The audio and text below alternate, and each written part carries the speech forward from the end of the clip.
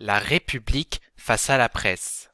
Après que Napoléon III fut attrapé le 2 septembre 1870 lors de la guerre franco-allemande, la France est en totale ébullition. Elle se transforme, change, évolue et brûle.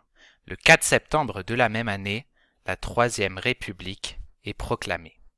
De grands changements dans un contexte politique de révolution institutionnelle vont naître. Nous aurons notamment l'apparition de lois telles que la loi du droit du sol en 1889, l'obtention d'une nationalité française au bout de 3 ans sur le sol français, ou encore les lois de Jules Ferry avec l'école obligatoire et le service militaire vers 1882, mais surtout la loi de la liberté de la presse en 1881. Un équilibre vient à se construire. Les oppositions de début de régime entre républicains et monarchistes s'apaisent petit à petit. Mais un autre problème vient perturber cet équilibre. La presse. Nous nous demanderons comment la presse a modelé la Troisième République. Pour comprendre l'enjeu de la presse lors de la Troisième République, il faut d'abord voir son influence. Napoléon III avait commencé le travail de modernisation de la France. La Troisième République le finira. Les chemins de fer ne font que se multiplier et bientôt tous les chemins mèneront à Paris.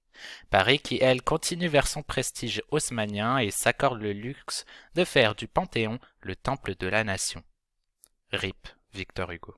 Cette irrigation de la France et la loi de 1881 vont faire exploser les titres et les tirages de la presse dans les provinces. L'idée de nation, ensemble de personnes vivant sur un territoire commun, conscient de son unité et constituant une entité politique, se fait étonnement bien ressentir puisque via ce grand changement, les provinces et Paris sont enfin liés. Lors du 28 février 1892, la France va mal. Nous faisons face au premier attentat anarchiste en France. Explosion à la dynamite au 57 rue Saint-Dominique à Paris. L'anarchisme, conception politique qui tend à supprimer l'État, à éliminer de la société tout pouvoir disposant d'un droit de contrainte, refait son retour. Ayant sombré dans l'oubli dans les années 1850, il est cette fois-ci accompagné de nombreux articles de presse. Les idées anarchistes se répandent ainsi dans les provinces et le mouvement lancé par Ravachol se voit virer vers la fiction de l'anarchisme. Cette sombre période imposera une limitation de liberté de la presse et aboutira à la disparition des contestations avec la mort de Ravachol en 1892. Néanmoins, le mouvement anarchiste n'était qu'une introduction à la vraie guerre entre République et presse.